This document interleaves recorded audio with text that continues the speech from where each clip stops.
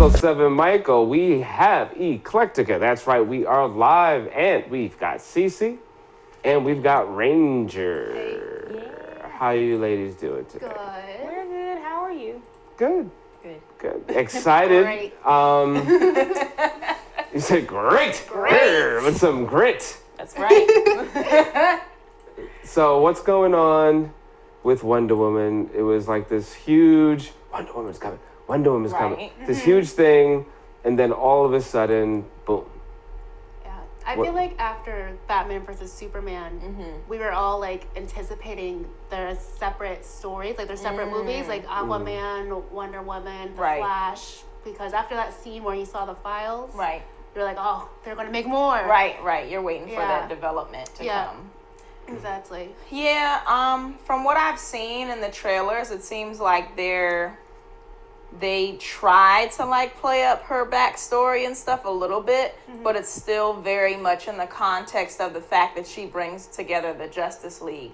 So is it going to be, the question is, is it going to be more like overwhelmingly in that context, or are they going to pay more attention to who is Wonder Woman? Because, even though she's a household name, by and large, a lot of people don't know much about her other than that maybe she's, an Amazon. Right. So, yeah. Well, technically, Batman is supposed to be the one that brings the Justice League together. True. So it's interesting the role that they're now kind of like you just did it. Like, oh, Wonder Woman. It's like, no, that's supposed to be Batman stuff. Right. Well, I think that, based on what I've seen in the series, just growing up, Batman was kind of like anti-Justice League for a long time, and then he realized the need for it, and then he became like, oh yeah, we got to do this. That's true, because that's right, because he hated Superman. Like he wanted no part of it. Like he felt like he didn't belong, and I'm not a hero. I'm a he just, I guess, considered himself a vigilante. Like he didn't even accept that hero piece of himself, I don't think. I think that it was just him, like Batman just kind of went and did his thing almost like he was looking for closure. Right. Where everybody else, it was like they had these superpowers, so what are you going to do with them? Are you going to be good? Are you going to be evil? Where with Batman, it's the same thing. It's like, if you have that money and that power, what are you going to do with it? Are you going to use it for good? Right, exactly. Like become a Lex. Yeah, right. Are you going to be Lex, or are you going to be Warren Buffett? You know what I mean? Exactly. So, What do you guys think about the marketing? They really went hard adding Wonder Woman to a lot of the animations, then gave her her own stuff. I mean, they've been building up to this Wonder Woman. And they do have the little DC girls. The cartoon. The Supergirl and Catgirl. Yeah. So but then all of a sudden, the last couple months, there's some flyers, some posters, and like a few like previews in the movies. But there's been no TV nothing. trailers. Yeah, I haven't seen any advertisements on TV. And it comes out June 2nd. Right. It's like they're literally banking on the fandom, I think. And I don't know if that's a good idea because, well, first of all, it's a disservice to women everywhere because... Why you say that? Well, I say that because it's like, think about Black Panther and the impact that it had, just having him in the Avengers, and not only just having him make an appearance, but actually like introducing his character and putting his backstory into the movie. Like, that was a big deal. Just when they showed the city in like Lagos that they were in, it was a huge reaction from the crowd because there were so many people from that area, that region of the world in the theater. So I think that people kind of, are either, maybe they're banking on the name, it's Wonder Woman, so women will come. We don't have to cater specifically to them, which, in my political opinion, elections will tell you that you need to to single out women and reach out to them. Otherwise, they're not going to show up for you. But I don't know. And I don't think as much as I hate to say it, I don't know if the guy end of the fandom is going to show up in the numbers that I hope they will. So that's kind of a lot of little girls, a lot of parents will bring their daughters. Absolutely, yeah. That's true. It's not a kids movie, It's but not. It's not. There are already reviews out for it, and they're pretty good reviews. That's so good. yeah, so I feel like it would be a good movie. It's just unfortunate that it's not being propped up as it should be. Right. And I think Gal Gadot is going to do a good job. I think she did a good job, and even though she didn't have many lines in Batman vs Superman, so I think that won't be an issue. I feel like that casting was a good casting. Yeah, as well. definitely. that's interesting. A lot of people argue about the casting. Yeah, I wonder. I can imagine what their hang-ups would be, but I want to hear it from you first. Well, I mean, they question her origin. Mm-hmm. They're like, why didn't they pick a Greek girl instead of a Jewish girl? Some question she doesn't have the acting skills to pull it off. Also, there was critiquing her look. She doesn't look strong. Right. That's what they were saying. Yeah. That's what I mostly heard. And that's kind of where I could see the Greek thing. But it's like, even then, Themyscira is not a real place, even though it's based on Greek mythology.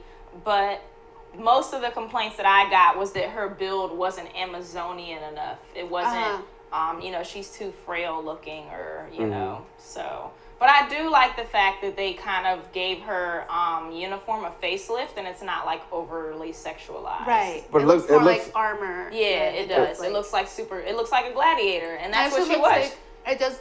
It actually looks like it does protect her. Yeah. And it's like protective in the right areas. Right.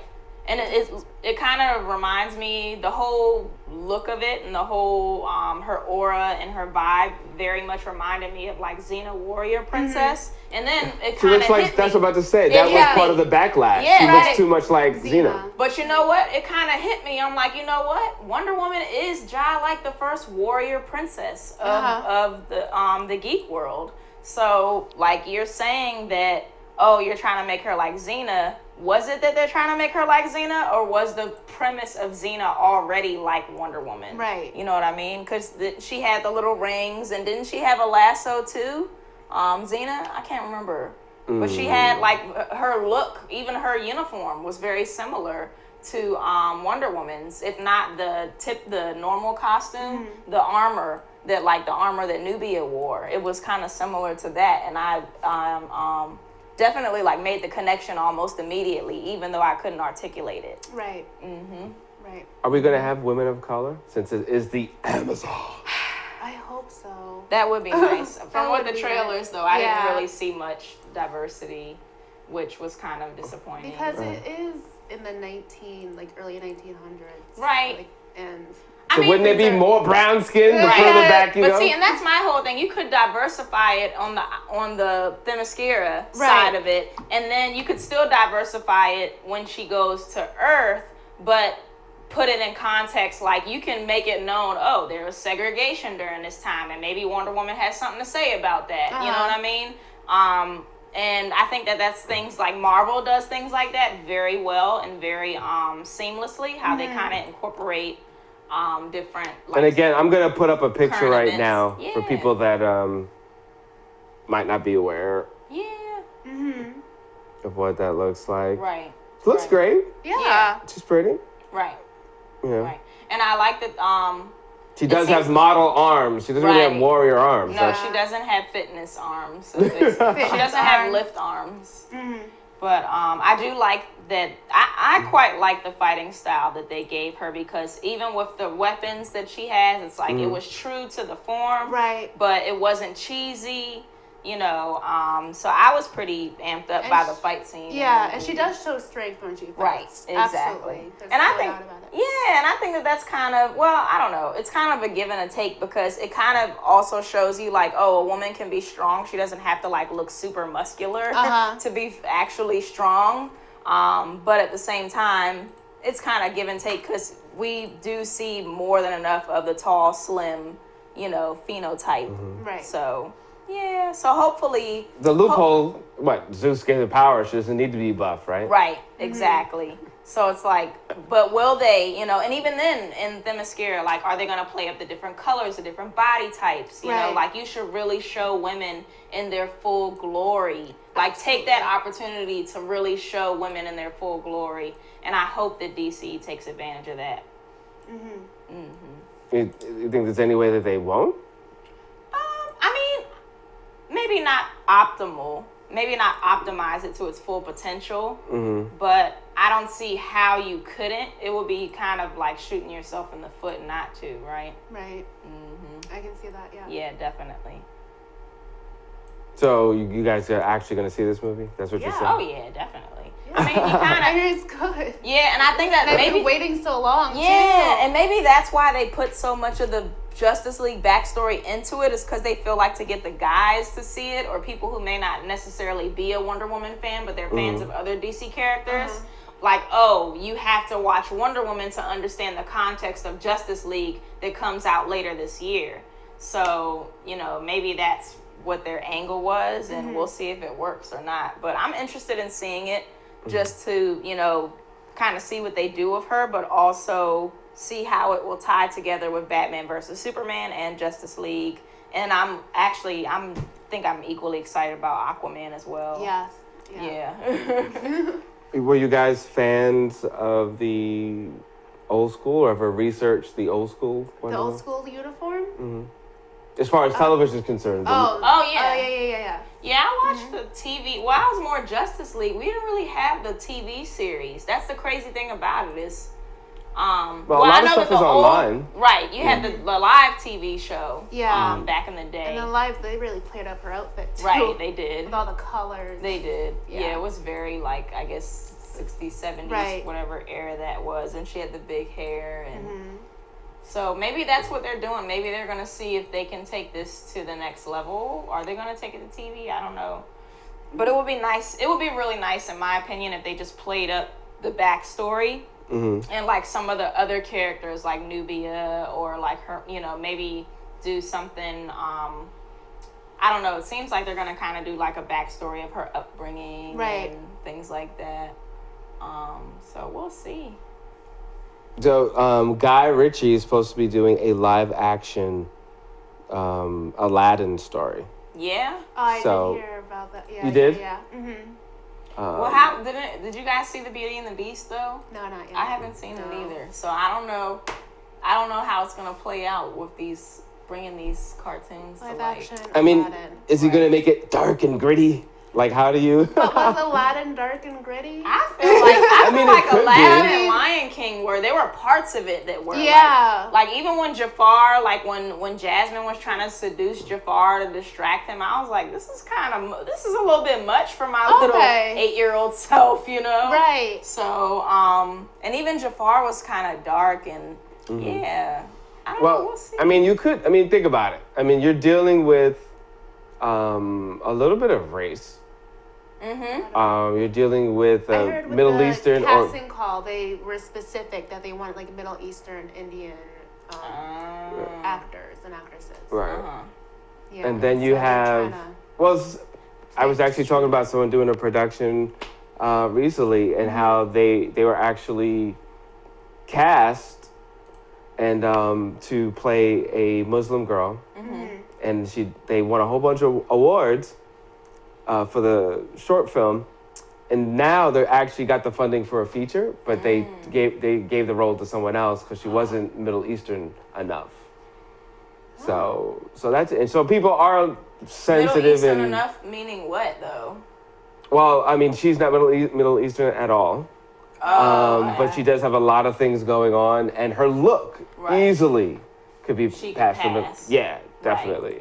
Right. So that's interesting because I know in Bollywood in particular, and of course it's not the same, obviously not the same as Muslim or Middle Eastern culture, so please don't take offense to that. But I know that, colorism in general has rapidly affected, the entertainment world to the point where, there are a plethora, if not the majority of people in India who look closer to your complexion, but most of the people are lighter than me sometimes, you know what I mean? At least on television, right? Yeah, exactly. Right. So I don't know if that's the dynamic or if this particular group was trying to go the other way and they felt like she wasn't.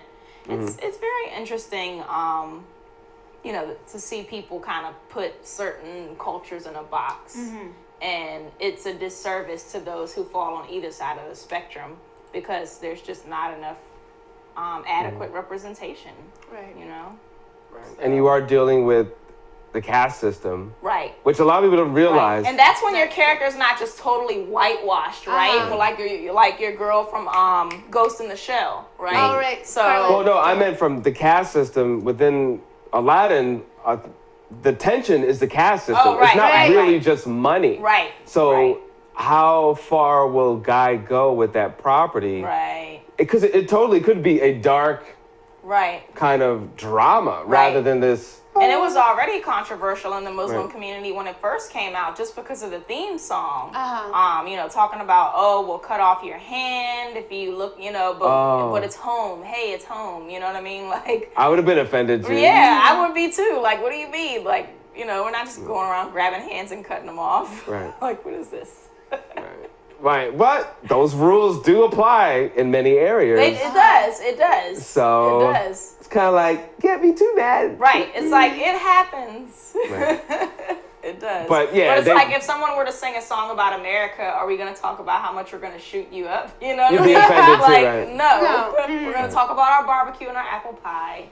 You know what? Now I think about it. Pastures. Right, exactly. And the golden paved roads. Right. How wonderful. And, right. And cops killing brown and all black lives people. matter, and you know, that's neither crazy. here nor there. Actually, they put that in Chewing Gum.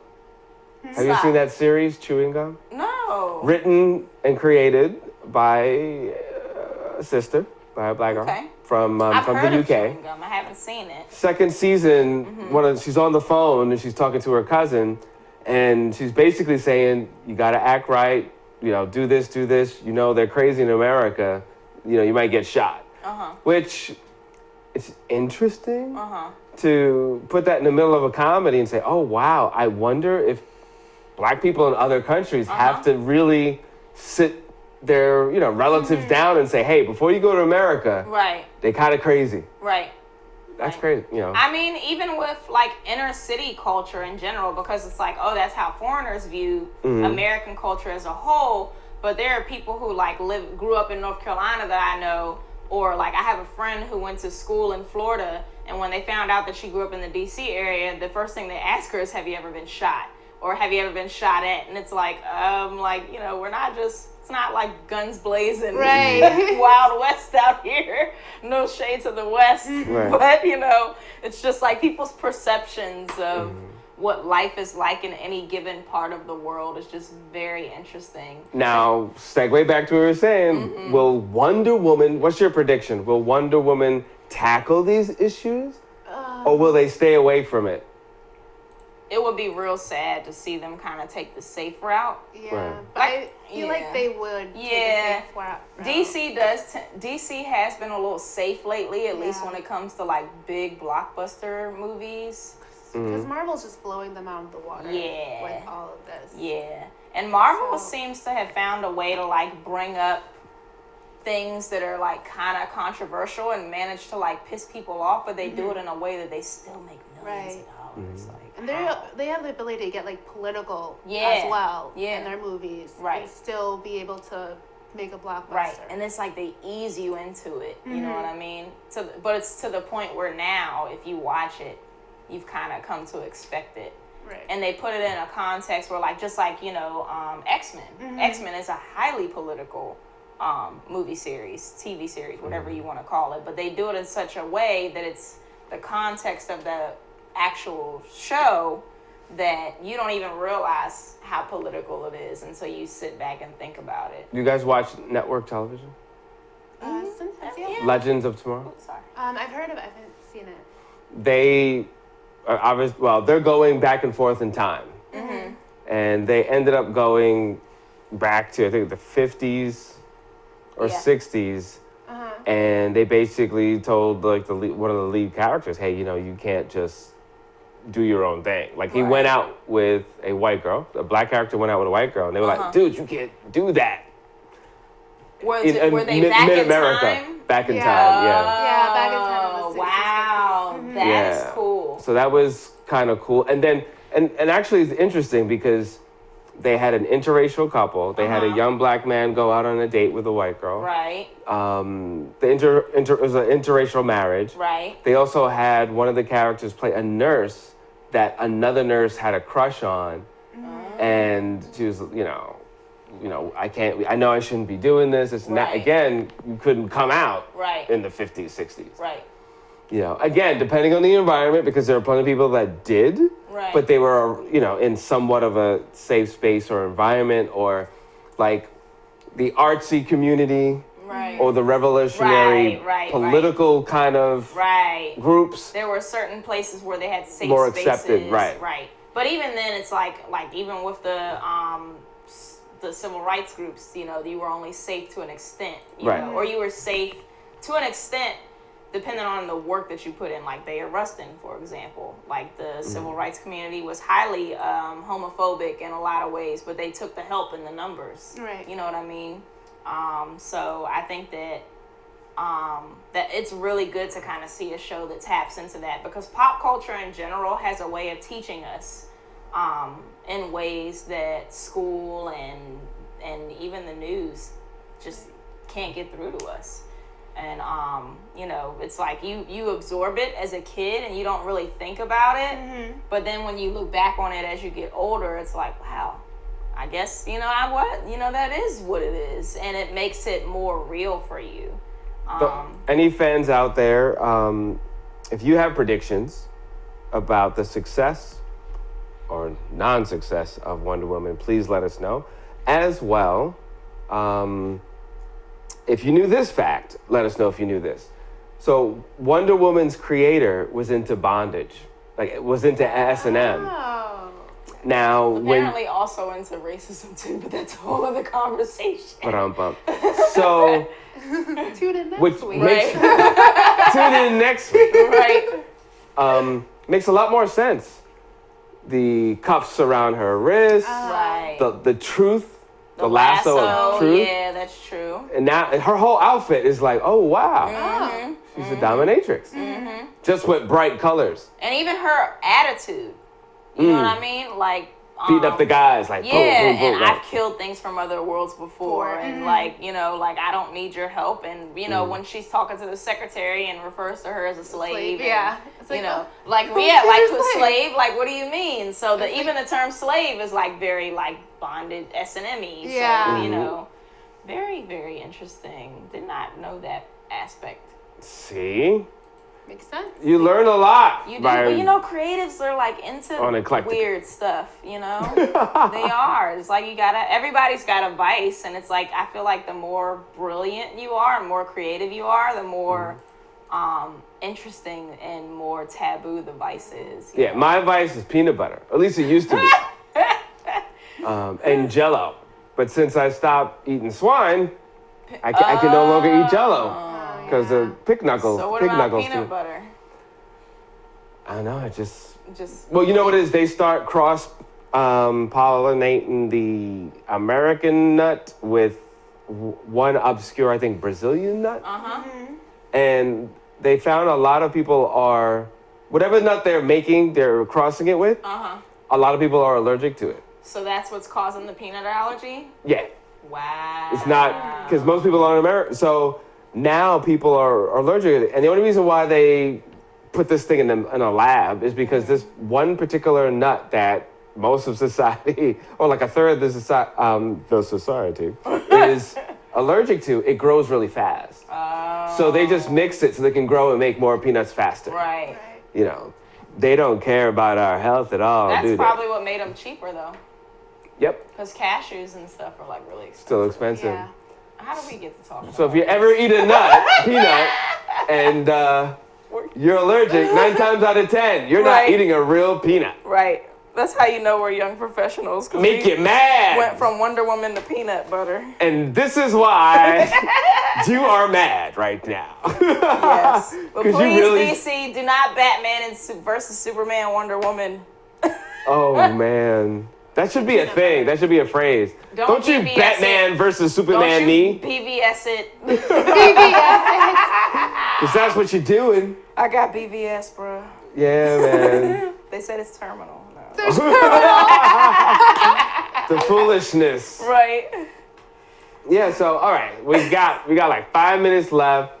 Okay, ending prediction for Wonder Woman. What do you got, Ranger? Okay. I I think that it will be